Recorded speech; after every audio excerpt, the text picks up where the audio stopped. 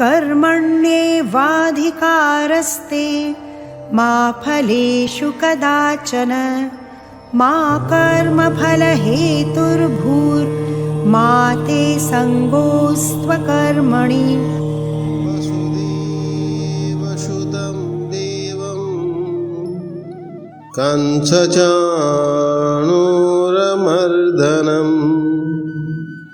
देवकी परमानन्दं कृष्णं वन्दे जगद्गुरुं कृष्णं वन्दे जगद्गुरुं। समस्त जय श्री कृष्ण। भगवद गीता अष्टम अध्याय श्लोक संख्या 15 एवं 16।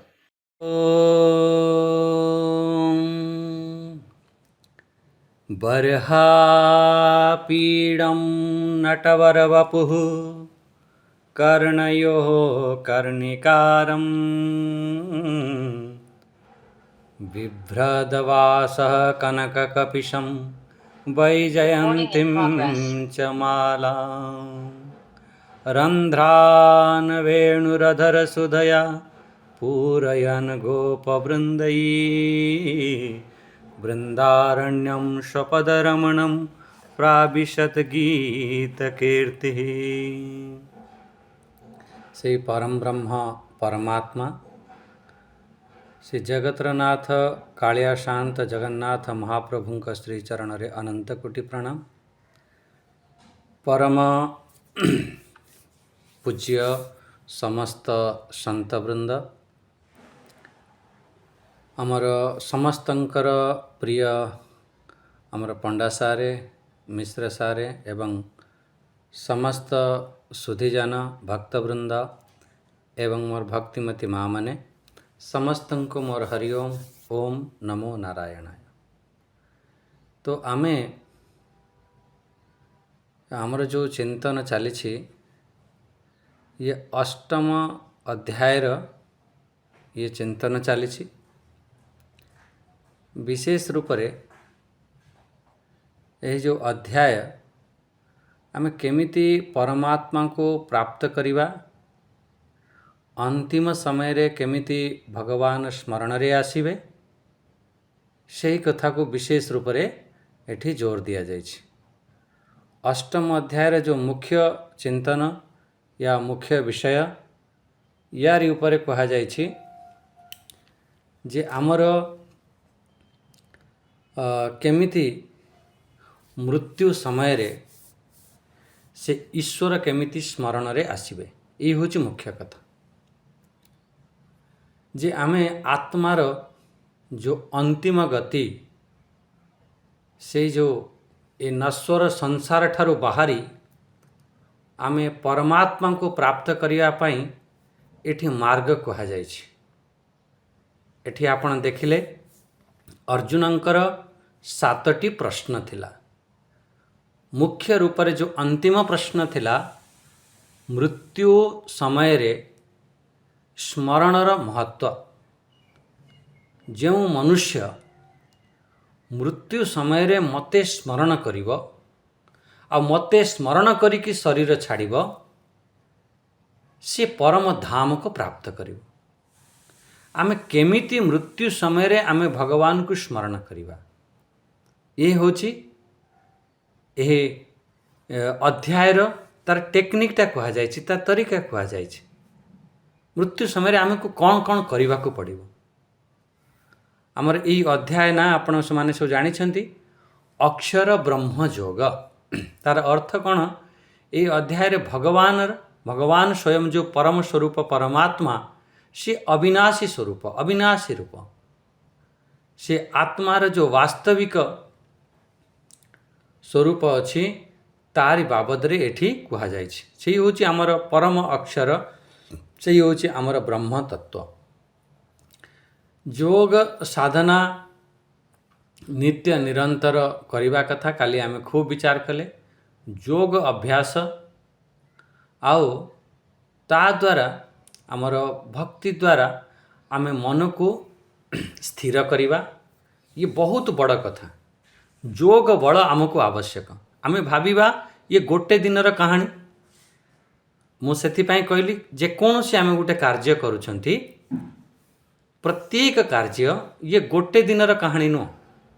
ଆମର ଯେଉଁ ଅଷ୍ଟମ ଅଧ୍ୟାୟରେ ଏଠି ସ୍ପଷ୍ଟ ରୂପରେ କହିଲେ ଭଗବାନ, ଅଷ୍ଟମ ଅଧ୍ୟାୟ, ଏଇ ଅଷ୍ଟମ ଅଧ୍ୟାୟରେ 8 ନମ୍ବର ଶ୍ଲୋକରେ, ଯେ ଆମକୁ ଅଭ୍ୟାସ କରିବାକୁ ପଡ଼ିବ। ଯଦି ଆମେ ଗୋଟେ ଅଭ୍ୟାସ କରୁଛନ୍ତି, ସେଇ କର୍ମର ଆମର କୁଶଳତା ଆସିଯାଏ। ସେ କର୍ମକୁ ଆମେ ଯେମିତି ଠିକ୍ ଠିକ୍ ଭାବରେ କରିବା, ତାହା ଆମେ ଜାଣିପାରିଥାନ୍ତି ଇଏ ଅଭ୍ୟାସ ଦ୍ୱାରା।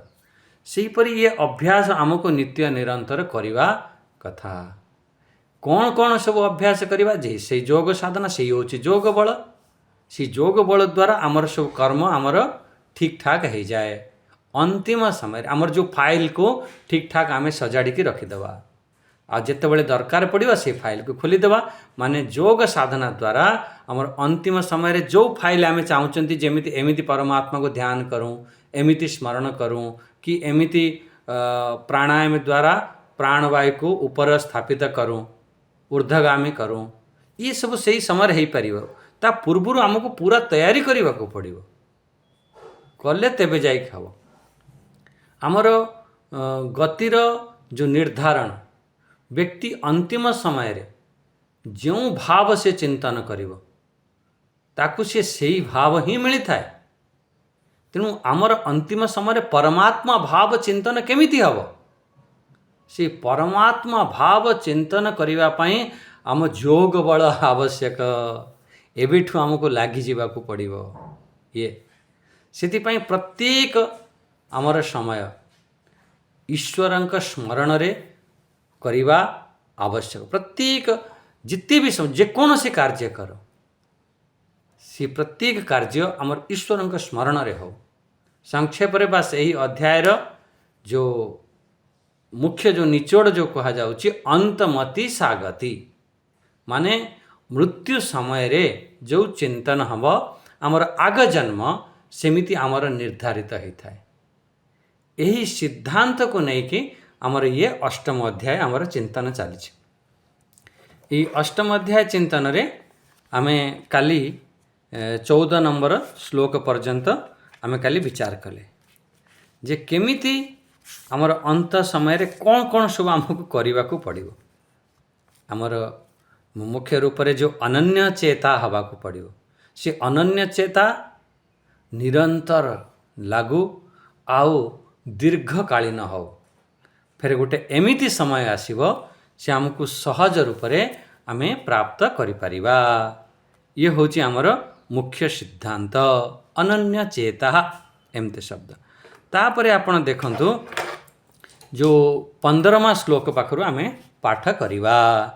15ମା ଶ୍ଲୋକ ଟିକେ ପାଠ କରିନିଅନ୍ତୁ, ତାପରେ ବିଚାର କରିବା। ଓମ୍ ଶ୍ରୀ परमात्मने नमः। अथ अष्टमो अध्याय। श्रीभगवानुवाच मामुपेत्य पुनर्जन्म दुःखालयमशाश्वतं नाप्नुवन्ति महात्मानः संसिद्धिं परमां गताः। एठी मामु उपेत्य पुनर्जन्म न आपनुवन्ति। जी भगवान को प्राप्त करिनेला सी फेरे ताहर पुनर्जन्म नहीं। स्पष्ट रूप से ये कहते देखो पुनर्जन्म सिद्धांत आम शास्त्र रे अछि। जेपर्यंत आमर कर्म शेष रहिबो से पर्यंत आमर जन्म मरण चक्र रे आमे फसिछंती। आमर जन्म मरण होथबो। जदि आमर आमे परमात्मा को प्राप्त करूछंती, से भगवत स्वरूप रे स्थित होचंती, से आत्मा स्वरूप रे स्थित होचंती, ताहले आमर पुनर्जन्म नहीं। ये आमे केते अनेक अनेक सब ये देखो ता माने आमर पुनर्जन्म सिद्धांत अछि। आम बारंबार आमे जन्म हुअंती मृत्यु हुअंती। आ केते वर्ष कोठी आमे केमिति जन्म हुअंती केमिति मृत्यु ये सब शास्त्र रे अछि। ये जीव केमिति ये धरातल पर आसे केमिति ये धरातल जाए ये जीव सब अलग। तमें कौच ये मोर माता, ये मोर पिता, ये मोर पुत्र, ये सब गोटे गोटे निमित्त मात्र आपण माने। ये जीव सब आपणकर सब कर्म सब करिसेंती, कर्म फल को भोग करिया को आछंती। आमे मोर भाविकी ये मोर पुओ, मो झियो, मो नाती, मो धन, मो संपत्ति एमिति मानिकी आमे सेटा को भगवान कहिदेले ये दुखालयम। सेथिपाई आमर ये संसार दुख रूप हो गला। दुखालयम अशाश्वतम। ये एठी गोटे शब्द प्रयोग करछंती महात्मनः। से महात्मा लोक माने मते प्राप्त कला परे उपेत्य, उपेत्य अर्थ प्राप्त करिबा, माम उपेत्य। से महात्मा माने, महात्मा लोक माने जेतेबेले मते प्राप्त करंती, फेर ये जो दुखालय, ये दुखा आलय जो लागुछि एठी दुखर घर, ये दुखर घर को, दुखर घर माने आमर ये संसार, ये अशाश्वत। अशाश्वत अर्थ कौन माने गोटे गोटे शब्द को ध्यान दियंतु। जी दुखालय अर्थ होची दुखर घर, अशाश्वत अर्थ होची ये जो दुखर घर, ये जो संसार प्रत्येक क्षण बदलुछि। चाहे तुम स्वामी हुंतु, तुम परिवार हो, तुम घर द्वार हो, आपण जानिछन प्रत्येक क्षण आपण घर परिवर्तन होछि, आपण शरीर परिवर्तन होछि, पूरा जहाँ आपण को देखा जाउछि ये सब परिवर्तनशील। से पुनर्जन्म को से प्राप्त हुए नहीं, जे मते प्राप्त करिनब से जो अशाश्वत को से प्राप्त हब नहीं, जे से परम सिद्धि को प्राप्त हो गला, से परम धाम को से प्राप्त करि नहीं थाए। एठी जो दुखालय, ये गोटे बढ़िया शब्द दुखालय। एठी आलय प्रत्यय लगे माने जैसे जमिति आपण देखछन्ति चिकित्सालय, जोठी चिकित्सा करा जाए जो घरे ताकू चिकित्सालय कहती। छात्रालय जोठी छात्र माने सब रहंती, निवास करती। विद्यालय जो जगार आमे विद्या अध्ययन करती। औषधालय जोठी सब औषध थाए। शौचालय जोठी आमे पवित्रता होती, स्वच्छ होती। हिमालय, देवालय, पुस्तकालय, शिवालय, अपन सब बहुत अच्छी एमती आलय लगे कहते। ये भी गोटे कथा। आ जोठी आलय शब्द लगुछि से जगार प्रथम निवास स्थान भी हम, से जगार से काम करा जाउछि निवास स्थान। घर कहती, आश्रय कहती, जोठी आमे शरणस्थ रुहंती, रहिबार जगह को कहती। आमर स्थान, संबंध आ समूह, समूह को जोठी छात्रर समूह बहुत मात्रा रे जो छात्र जोठी रहंती छात्रालय, जोठी सखाळु संध्या पर्यंत विद्यार अध्ययन करा जाए विद्यालय। सेठी सामूहिक एक विस्तारता बड़ दृष्टि भी आपण विचार करि पारि। ताहले आपण एठिकी विचार करंतु, ताहले दुखालय माने ये दुखर घर, या सेकेंड अर्थ रे आपण बुझी पारिबे जोठी बहुत दुख अछि, सेठी जीवन रे दुख ही दुख, दुख छड़ा अन्य किछि नाही, सी होची आमर दुखालय। एठी भगवान दुखालय शब्द कहीदेले। भगवान कहते से दुखालय प्राप्त माने उद्धार हवा पाई उपाय अच्छे। एमिति नाही जे दुखालय आम फसीगले बस ना ना ना, तार अच्छे माम उपेत्य। जितेबले आपण बारंबार मु कहबी ये शब्द को मु बहुत बार रिपीट करी।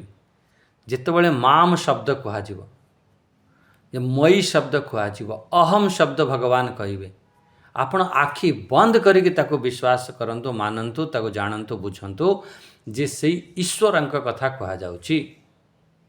से ईश्वर उपेत्य, से महाभवम आपद्य। मु से ईश्वर को पाइके जितेबाला आम से ईश्वर को पाइबा, उपेत्य हवा, प्राप्त करिबा, ताहले कौन हवा? पुनर्जन्म। माम उपेत्य, उपेत्य माने से भगवान उपेत्य मदभावम आपाद्य। भगवान कहते से मोरी भाव को प्राप्त हव। अच्छा, पुनर्जन्म, पुनर्उत्पत्ति न प्राप्नुवन्ति। पुनर्जन्म अर्थ कौन है? पुनर्जन्म अर्थ है आमर पुनरुत्पत्ति न प्राप्नुवन्ति आमर से फेर पुनर्जन्म हो न थाए क्यों प्रकार पुनर्जन्म प्राप्त हो न थाए से कथा को स्पष्ट करने तार ये जो श्लोक रे विशेष रूप रे विशेषण देखि एठी भगवान कहउचंती ताकू पुनर्जन्म ही न थाए एठारे पुनर्जन्म शब्द एठी कहछंती ता माने मनुष्य या देवता आदि जो श्रेष्ठ शरीर अच्छी ये सब जिते भी आमर जो मनुष्य शरीर मोर जो विचार अच्छी मनुष्य शरीर ठारू श्रेष्ठ शरीर किसी ना आपण कहे देवता शरीर रे भी आमे से साधना करके परमात्मा को प्राप्त करि परिबा नाही सेथिपई आमे मनुष्य शरीर को श्रेष्ठ शरीर कहते ठीक अच्छे देवता शरीर भी श्रेष्ठ किंतु आमको फिर आउ मिलवा नहीं चाहे श्रेष्ठ शरीर हो चाहे निकृष्ट शरीर हो आमको फिर पुनर्जन्म हम ना आम मला परे आमर कर्म हिसाब रे आमर जन्म ही थाए आपण जानिचंती जन्म हवा केते कष्ट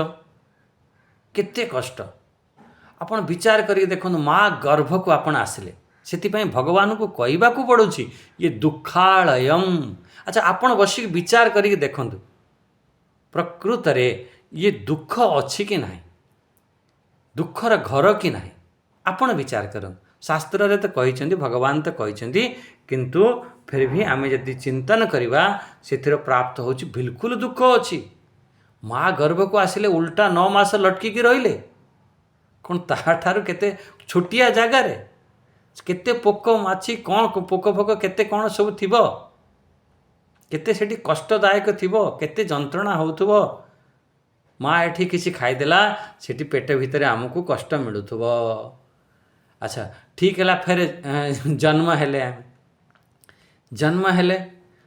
है कि जदि न कांदुछ कांदिबा को पड़िबो जन्म हबो माने कांदिबो दुख आरंभ हो गला माने सेठी दुखर प्रकट पूर्वर दुख थिला गर्भरे किंतु दुख को प्रकट करा जाउ न कांदिबो डॉक्टर मारिकी तुमको कंदेइबे आपण माने सब जानिछंती माने देखंतु केमिति ये संसार रे दुख आरंभ होउची माने कंदेइबा आरंभ होउची जदि न कांदिबो माड़ खाई कांद एमती माने फिर धीरे धीरे आमको किए खुए अधिका खुए देले तेबे भी दुख केतल खाइबा को न मिलुची कहीं आम हाथ में न थाए आम पराधीन था छोट था अधिका खाईदेले खाइबा को इच्छा हो न माँ जबरदस्ती आंगुली पूरी की खुएदेव फिर बांती कर पकाती माने बांती कहीं कर दुख होची माने खाइबारे भी दुख आउ न केतबेले माँ भूली जाइथिबो खुई नथिबो पड़िक रहिथिबा कुआं कुआं करथुबा माने सेठी दुख ही दुख पाठ पढ़ा आरंभ कर पाठ पढ़ा समय केते दुख तो आपण मैंने सब जानी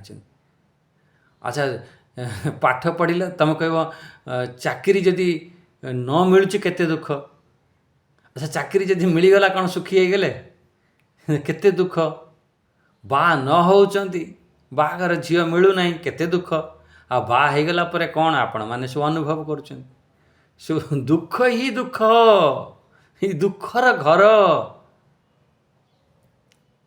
एक थरे जने बाबा थिले कहले ना ना मो जीवन रे किसी दुख नहीं मो स्त्री मो हिसाब रे चलुची मो छुआ पिला सब अच्छन ठीक ठाक अच्छी मो सब सुखरे अच्छी एमती कहला मु कहली भाई सब महात्मा ये जो दुख जो सुखर कपड़ा पिंधिकी तम सांगरे व्यवहार करुची प्रकृत रे ता मूल रे से दुख सुखरे कपड़ा पिंधे तुमको लगुच सुख प्रकृत रे संसार को परीक्ष लोकान ये परीक्षा कर देख विचार कर चिंतन कर अनुभव कर जे प्रकृत रे दुख कि नहीं संसार केते कष्ट आसुची केते झड़ झंझा आसुची सेथिपाई भगवान को कहवा को पड़िला दुखालय मुख्य रूप से ध्यान दियंतु दुख आमर 3 प्रकार आपण मानि गोटे होची आध्यात्मिक दुख गोटे होची दैविक दुख आ गोटे होची भौतिक दुख ताकू आमे अधिभौतिक अधिदैविक और आध्यात्मिक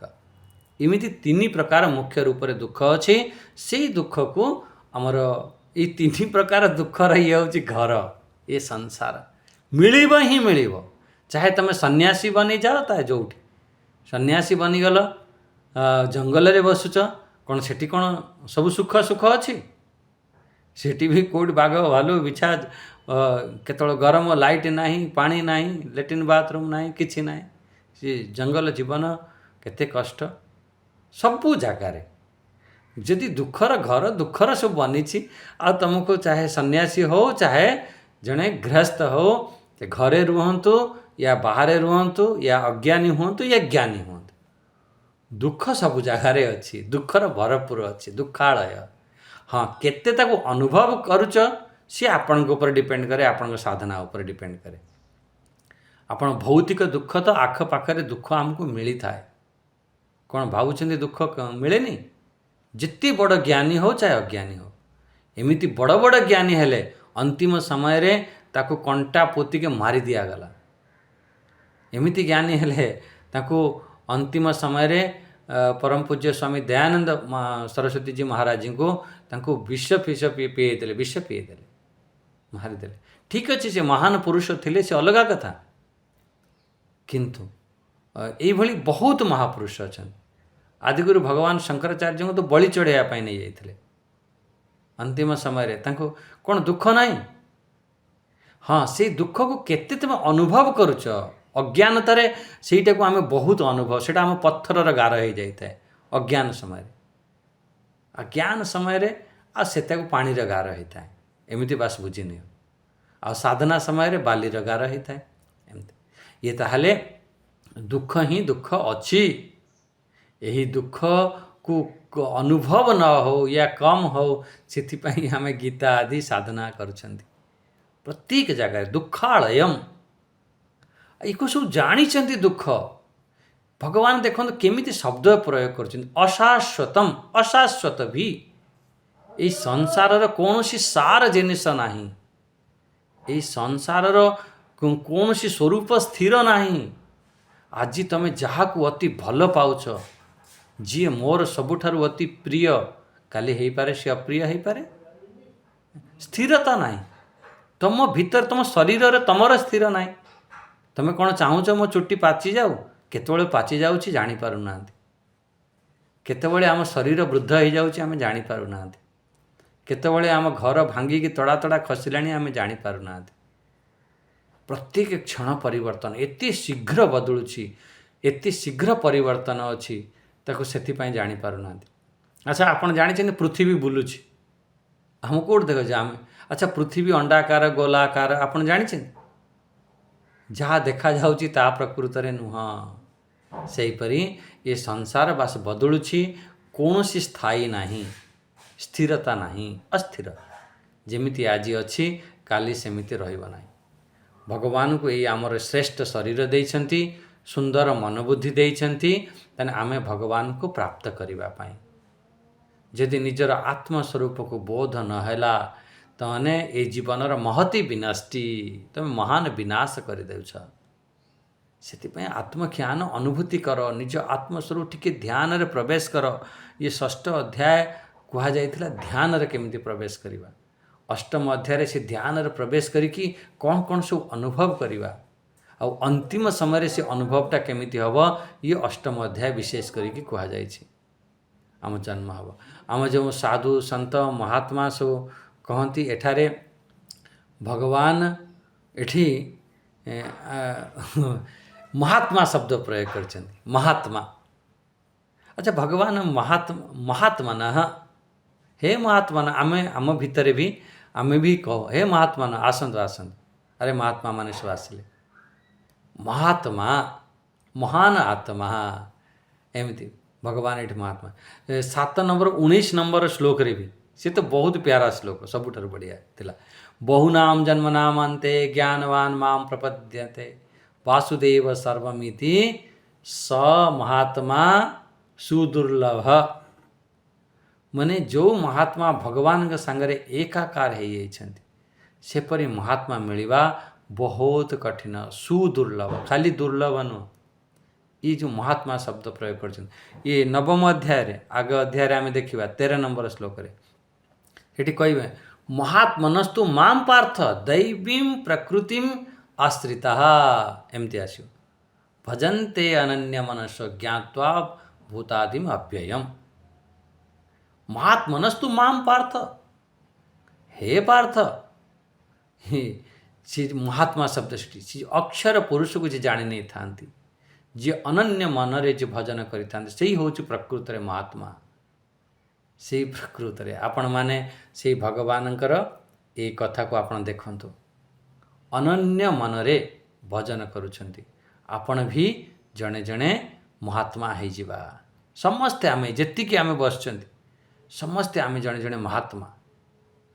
जदि आमे सेही परि भगवान कहउछंती नाप्नुवन्ति महात्मानः, महात्मा माने ये संसार रे से फसंते नहीं, ये दुखालय अशाश्वत संसार रे से फसंते नहीं, तांकर फेर पुनर्जन्म है न थाए।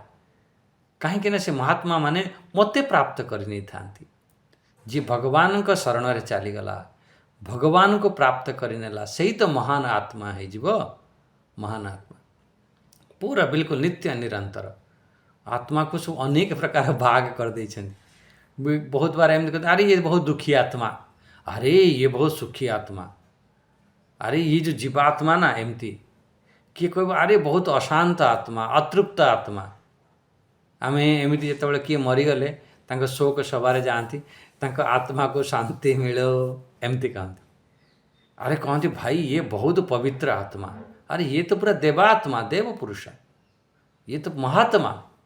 आपण एबे बुझी पाले महात्मा माने कौन, जी भगवान का सानिध्य रे जाउछे, भगवान को प्राप्त करिया पई इच्छा करूची, सही महात्मा। सही महात्मा जी भगवान को प्राप्त करनेला, से परम सिद्धि को, परमात्मा को संसिद्धम परमाम गतिम। संसिद्धम, संसिद्धम अर्थ कौन हैला, जैसे सिद्धि को प्राप्त हो जाए। सिद्धि को प्राप्त माने एठी कौन सी रिद्धि सिद्धि वाला सिद्धि नुह, जमीती आपण कहबे ना अष्ट सिद्धि नवनिधि के दाता, अष्ट सिद्धि वाला सिद्धि नुह, एठी से परमात्मा को, से परम सिद्धि, से परम पुरुष जो जो आमर परम लक्ष्य ताकू ही प्राप्त करि नै थांती। अच्छा तापर टिके ध्यान दियंतु, आमर एठी श्लोक संख्या 16 नंबर भी टिके पाठ करनबा। ओम श्री परमात्मने नमः। केमिति जदि प्राप्त न करूछ ताले केमिति केमिति फेरिके आसंती से कथा एठी कहा जाउछ। को जगार तुम फेरिके आसीब। आ ब्रह्म भुवना लोकाः पुनरावर्तिनो अर्जुना, मामुपेत्य तु कौन्तेय पुनर्जन्म न विद्यते। एठी ऊपर कहीदेले पुनर्जन्म नाप्नुवन्ति, एठी तले कहीदेले पुनर्जन्म न विद्यते। जी मते प्राप्त करिनब से माम उपेत्य, 15 नंबर श्लोक रे भी कहले माम उपेत्य, 16 नंबर श्लोक रे भी माम उपेत्य शब्द प्रयोग करिसेंती। माम उपेत्य जे मते प्राप्त करिवो, मते प्राप्त करिवो। भगवान देखो केते रिपीट करी कहउछन, ताले भगवान को जे प्राप्त करिनब सी आमे साधना भजन कले आमे अन्य अन्य लोकर गति थाए, जीवाकू पड़ी थाए श्रेष्ठ लोक को। आपण जानती पुण फेरिके आसवाक पड़ो, जेते दिन पर्यंत आपणकर पुण्य अच्छी पाप अच्छी से हिसाब रो भोग करी थांती, फेरिके आसी थांती। किंतु जे भगवान को प्राप्त करिनेला सी केबे आ संसार को फेरिके आसीबा नाही।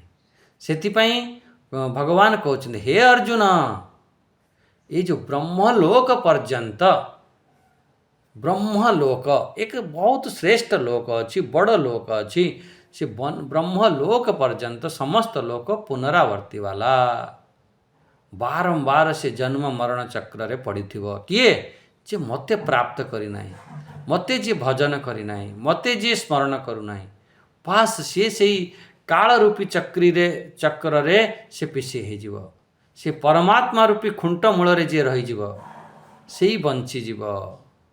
तेणु जेमती आपण चक्री जो पिसुचंत ना, जेतेबेले आपण सब आगुरु देखिथिबे चक्री जेतेबेले बुलेकी पिसला बेले खुंट पाखरे जो लागी जाइथिबो तार, सेई गुडा सब बंची जाए, आ नहले पास मझिकी काल चक्र रे सब फसी था। तेणु यहीपरि आम काल चक्र रे बारंबार आमको जन्म हवाक पड़ी थाए, बारंबार आमको मृत्यु ବରଣ କରିବାକୁ ପଡ଼ିଥାଏ। ସେଥିପାଇଁ ଭଗବାନ ଏଠି ସ୍ପଷ୍ଟ ରୂପରେ କହିଦେଲେ। କ'ଣ କହିଦେଲେ? କହିଲେ ଦେଖନ୍ତୁ, ଯଦି ଆମେ ଭଗବାନଙ୍କୁ ପ୍ରାପ୍ତ କରିନେଲା, ମୋତେ ପ୍ରାପ୍ତ ହେଲା ପରେ ପୁନର୍ଜନ୍ମ ନାହିଁ, ପୁରା ସ୍ପଷ୍ଟ କରି କହିଦେଲେ। ମାନେ କେତେ ରିପିଟ୍ କରି କହୁଛନ୍ତି।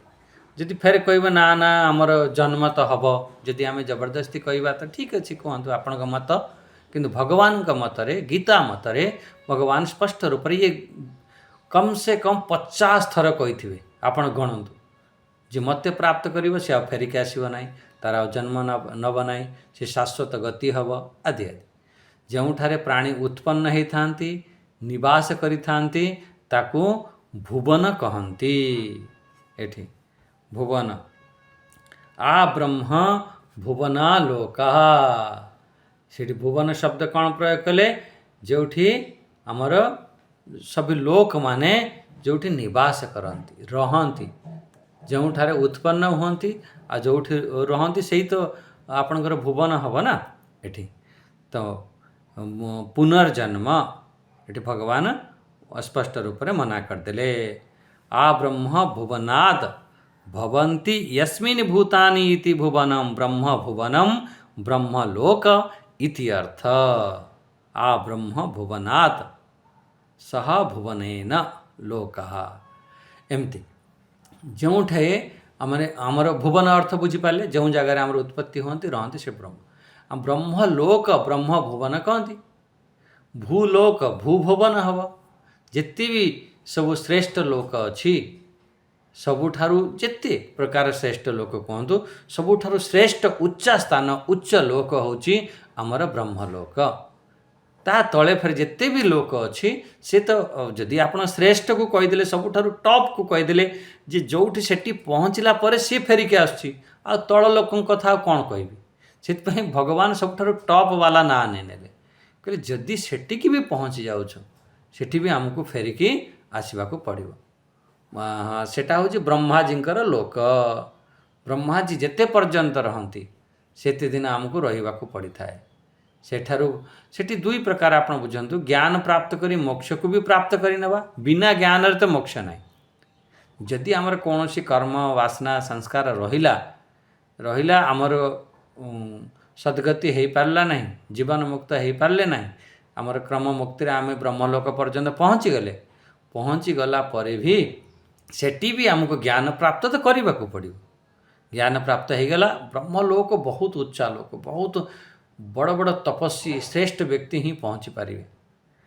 କୌଣସି ମାନେ ଛୋଟ କଥା ନୁହଁ। ଆମେ କହନ୍ତି ଆରେ ସବୁ ବ୍ରହ୍ମଲୋକରୁ ସବୁ ଫେରିକି ଆସୁଛନ୍ତି। ବ୍ରହ୍ମଲୋକ ତ ଛାଡ଼, ସ୍ୱର୍ଗଲୋକ ଆଦି ବି ଯଦି ପ୍ରାପ୍ତ ହେଇଯିବ, ବହୁତ ବଡ଼ କଥା। କିନ୍ତୁ ଆମର କିନ୍ତୁ ମୁଖ୍ୟ ଚେଷ୍ଟା ରହିବ, ଆମେ ତ ନା ସ୍ୱର୍ଗଲୋକ ଦରକାର ନା ବ୍ରହ୍ମଲୋକ ଦରକାର। ଆମେ ସେ ପରମ ବ୍ରହ୍ମ ପରମାତ୍ମାକୁ ହିଁ ପ୍ରାପ୍ତ କରିବା। ସେଇଠାରୁ ହିଁ ମାନେ ଦୁଇ ପ୍ରକାର, ସେଇଠାରେ ହିଁ ଜ୍ଞାନ ପ୍ରାପ୍ତ କରିକି ମୋକ୍ଷ। କିନ୍ତୁ ସେଠି ଗୋଟେ କଣ୍ଡିସନ୍ କ'ଣ ରହିବ? ଯେତେ ଦିନ ପର୍ଯ୍ୟନ୍ତ ବ୍ରହ୍ମାଜୀ ରହିବେ, ସେତେ ଦିନ ପର୍ଯ୍ୟନ୍ତ ଆପଣଙ୍କୁ ରହିବାକୁ ପଡ଼ିବ। ଯଦି ସେଠି ଆମର ଭୋଗ ବୃତ୍ତି ରହିଲା, ଫେର ଆମେ ଫେରିକି ଆସିବା। ଯଦି ଆମର ସେଠି ଆମେ ଜ୍ଞାନ ଅନୁଭୂତି ନ ହେଲା, ଫେର ଆମକୁ ଫେରିକି ଆସିବାକୁ ପଡ଼ିବ। ଭଗବାନ କହୁଛନ୍ତି ମାମ୍ ଉପେତ୍ୟ, ସେ ମୋତେ ଯିଏ ସେ ଏଠି ପରମାର୍ଥ ବାଚକ, ପରମାତ୍ମାଙ୍କ ବାଚକ, ଫିର ଏ ଦୁଃଖାଲୟ ଯେଉଁ ଅଶାଶ୍ୱତ ସଂସାରକୁ ସେ ଆଉ ଫେରିକି ଆସିବ ନାହିଁ। ଆପଣ ସବୁ ଜାଣିଛନ୍ତି ଯେ 7 ଲୋକ ଉପର, ଆମର ଭୂଲୋକ ଠାରୁ 6 ଲୋକ ଉପର, ଭୂଲୋକକୁ ମିଶାଇକି 7 ଲୋକ। ଯେମିତି ଭୂ ଭୁବ ସ୍ୱଃ ମହ ଜନ ତପ ସତ୍ୟ, ଏ ଯେଉଁ ସତ୍ୟ ଲୋକକୁ ବ୍ରହ୍ମଲୋକ କୁହାଯାଏ। ଭୂଲୋକ ତ ଆମେ ମାନେ ଯେଉଁ ରହିଛନ୍ତି, ଯେଉଁ ମନୁଷ୍ୟ ରହନ୍ତି। ଆଉ ଭୁବ ଲୋକ ଅନ୍ତରିକ୍ଷ ଲୋକ କହନ୍ତି। ସ୍ୱଃ ମାନେ ସ୍ୱର୍ଗ ଲୋକ, ଯେଉଁଠି ଦେବତା ଆଦି ରହନ୍ତି। ମହ ଯେଉଁ ଋଷିମାନେ ଯେଉଁ ତପସ୍ୟା କରିକି ଚାଲିଯାଆନ୍ତି, ମହଲୋକ। ଜନ ଯେଉଁଠି ଶ୍ରେଷ୍ଠ ଜନମାନସ ଯେଉଁଠି ରହନ୍ତି, ଶ୍ରେଷ୍ଠ ଲୋକ ଯେଉଁଠି ରହନ୍ତି। ତପ ଘୋର କଠିନ ତପସ୍ୟା ଯେଉଁ କରିଛନ୍ତି। ସତ୍ୟଲୋକ ଏମିତି, ସତ୍ୟଲୋକ ମାନେ ସେ ବ୍ରହ୍ମଲୋକ ଶ୍ରେଷ୍ଠ। ଆଉ ତଳଠ 7ଟି ଲୋକ ଅଛି, ଆପଣମାନେ ସବୁ ଜାଣିଛନ୍ତି। ଅତଳ ବିତଳ ସୁତଳ ରସାତଳ ମହାତଳ ପାତାଳ, ଏମିତି ସବୁ ଲୋକ ଅଛି। यही जो लोकरू सबुठारू श्रेष्ठ लोक होची आमर ब्रह्मलोक, जहाँ सत्य लोक ये कहुई ब्रह्मलोक।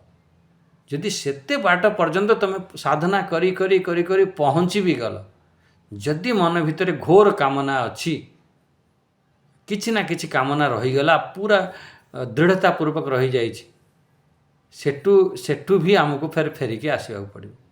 मुख्य रूप से सेठी गले सेठी ब्रह्मा जी ज्ञान प्राप्त दे आ कामना वासना सब नष्ट करी मोक्ष को प्राप्त करे दे थांती। एमती 14 लोक आप सब गोटे गोटे कॉलोनी एमती जमती सहर सब वीआईपी कॉलोनी थाए, लेबर ग्रेड कॉलोनी थाए, एमती आप सब जानी आमर ये सृष्टि रे भी सब एमती अच्छी। आपण देखुना आम देश रे देखु सब अलग अलग सिटी थाए। बॉम्बे सिटी गंधर्व नगरी होती, सेठी सब सुंदर सुंदर गाना बजाना सब गीत सब मनोरंजन एमती लोक भी आमर अच्छी। से प्रकार दिल्ली अलग लोक जी सब साधना करुँच, तपस्थली अच्छी, तीर्थस्थली अच्छी, सी सब अलग अलग लोक सेठी साधना लोक करा जाए। जेमिति आम ये देश रे अच्छी, आम सहर रे अच्छी। भुवनेश्वर आप देखो, भुवनेश्वर वीआईपी कॉलोनी अलग अच्छी, एमती भी अच्छी सब। तेणु सहीपरी जदि आम ये सहर रे सब अलग अलग कैटेगरी सब लोक माने कॉलोनी अच्छी, आउ ये ब्रह्मांडर तो से भाई भी कॉलोनी काटी भगवान। तू ब्रह्मलोक, तू भूलोक, तू भुवलोक, तू अतल लोक, वितल लोक, कौटी कौ लोक अधिकतर रे, सबु जगार सब लोक अच्छा, कि विशेष कर अधिका कौटी कौ जगार रे। ये बौद्ध दर्शन रे भी थे आम देखुलु, या उपरे खूब विचार करा जाए ब्रह्मलोक उपरे सबुठारु तांकर सेठी चाहे 16 प्रकार ब्रह्मलोक सेठी कुआ जाइथिला बौद्ध दर्शन रे। एम से लोक रे रहिला वाला प्राणी एक रूप हुए, एक शरीर थाए, एमिति तांकर विचार रे से मानव शरीर ठारू से बहुत सूक्ष्म शरीर, अति सूक्ष्म शरीर। अच्छा जेते आपण मोटा शरीर हब सेते बीमार पड़िबा, सेते क्षय हब। सूक्ष्म शरीर रे कौनसी क्षय आदि न थाए।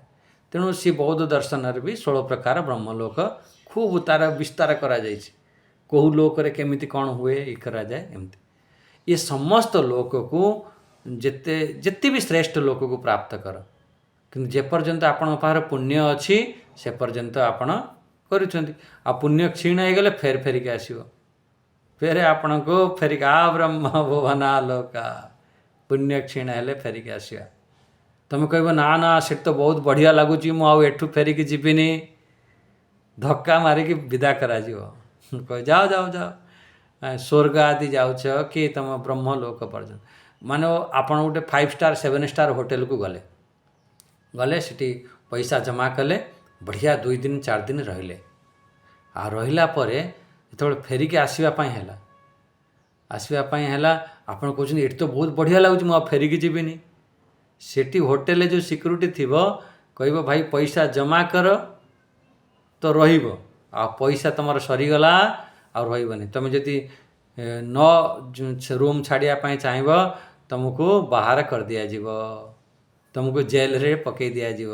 एमती सेहीपरी जेपर्यंत आमर पुण्य रूपी धन अच्छी आम श्रेष्ठ श्रेष्ठ लोक आम बुलुवा। जितेबाला आमर पुण्य समाप्त हो फिर आमको फेरिकी आसवाक पड़े। ब्रह्मलोक सहित समस्त लोक आमर पुनरावर्तीन, कालर परिच्छिन्न। सेथिपाई कालर परिच्छिन्न केमिति केमिति कौन पाई आम सब फेरिकी आसुचंती से फिर आग श्लोक रे आमे देखिबा। एठी आमर एठी आमर मुख्य विचार को एठी विराम दबा। ता माने आज आमे जो श्लोक चिंतन कले 14 नंबर श्लोक पाखरु आमे 15 नंबर श्लोक पाखरु आमे देखिले जे भगवान कहउचंती मते माने 15 नंबर 16 नंबर श्लोक रे जे मते प्राप्त करिनव से महात्मा आउ ए फेरिके आसीबा नाही। ये संसार होची दुखालय। तमे जेते कहि दियो संसार खूब सुख अच्छी खूब अच्छी, आपण स्वयं विचार करके देखंतु केते आपनको दुख मिलिथिवो। जेबिटु एबे पर्यंत भी दुख मिलुची आ अंतिम पर्यंत भी मिलिवो, ये सावधान हो जात। ये तो दुख अच्छे मिलवा ही मिलिवो, किंतु फिर भी ठीक अच्छे। जी जदि आम भगवान के शरण रे पळेबा ताले भगवान आमर कल्याण करदेवे। आ ब्रह्म भुवना लोका तुम्हें जिते बड़ श्रेष्ठ लोक चली जाओ, जे पर्यंत तुम भगवान को प्राप्त करना से पर्यंत तुमर मोक्ष नहीं। हाँ, ये आजिर वाणी को विराम दवा। ओम स्वस्ति प्रजाभ्य परिपालयन्तां न्यायेन मार्गेण मही महिषां गोब्राह्मणेभ्य शुभमस्तु नित्यं लोका समस्ता सुखिनो भवन्तु। लोका समस्ता सुखिनो भवन्तु। ओम शांति शांति शांति। हरि ओम। श्री गुरुभ्यो नमः। हरि ओम।